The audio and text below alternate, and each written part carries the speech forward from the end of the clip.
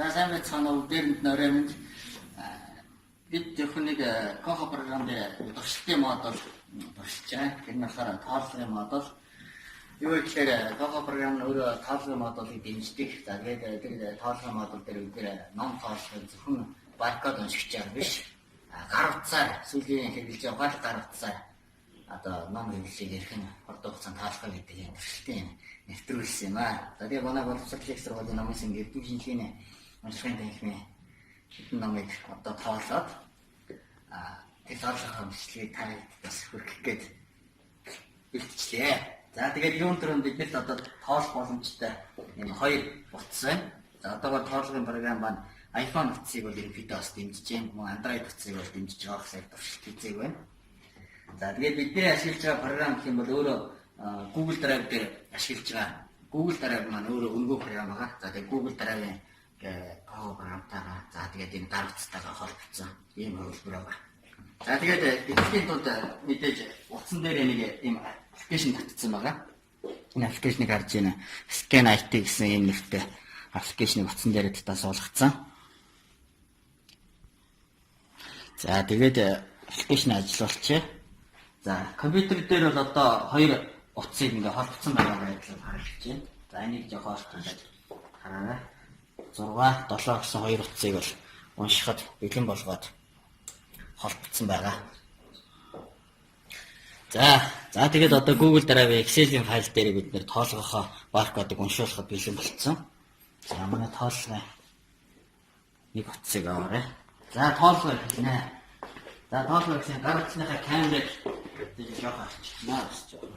Сайн унших юм бол камер арчилна. За тэгээд баркодыг шууд уншуул явчих. Надад санагдсан. За,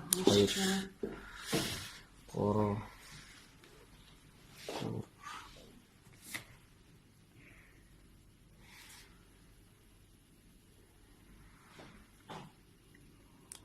баркод уншиж юм чиний амиргүй шууд тэр дор навшаа явчих. За номнуудыг бас энд ингэж уншиж байгаа.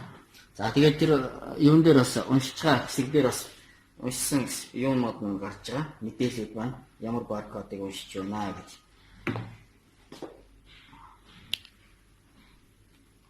Ингэж ширээн дээр буулгахгүйгээр 50-аас шууд бас уншуулах боломжтой тийм ээ. За одоо 50 дээрээс баркод унших. 50 дээр мэдээж намаа зөөөхгүйгээр. За мэдээж ингэ уншихын тулд гэрэлтүүлэг сайн байх хэрэгтэй. Энэ баркодын уншихгүйгээс тоолоод. За гэмчлэн ингээ 50 дээр утасны мань тохиргоо ямар ч баркодыг ханаас ч уншина гэсэн тохиргоо хийгдсэн учраас шууд уншиж байгаа шүү байна. За гэх мэтчлээ ингээд энэ баркодыг ингэж.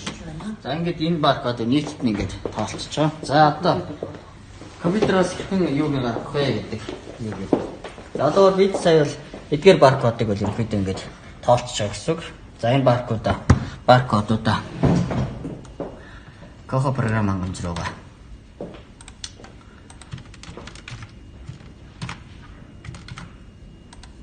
тоолгохын хэсэг рүү орно. Тоолохын тулд програм хангамжийнхаа tools хэсэг дээр за inventory гэдэг хэсэг рүү оруулчлаа. Тоолгохын файлыг сонгоод айл номын сангийн айл нэгжийн номыг тоолж өгнө гэдэг сонголтоо хийгээд submit.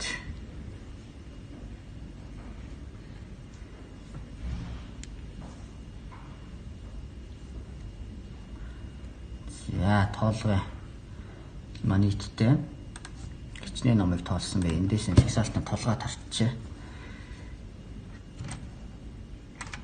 Нийт 24 номыг тоолсон юм байна. За гэж өнөөдөр 2018 оны 11 сарын 13-нд нийтдээ 24 номыг тоолсон. Тэрнээс бүгд уншсан 24.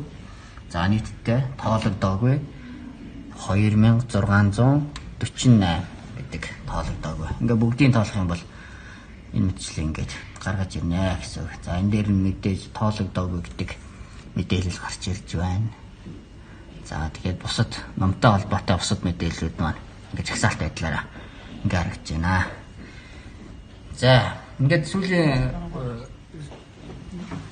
одоо номын сонгууд бол тоолох гэдэг цаг дээр одоо хамаг цагаа авдаг.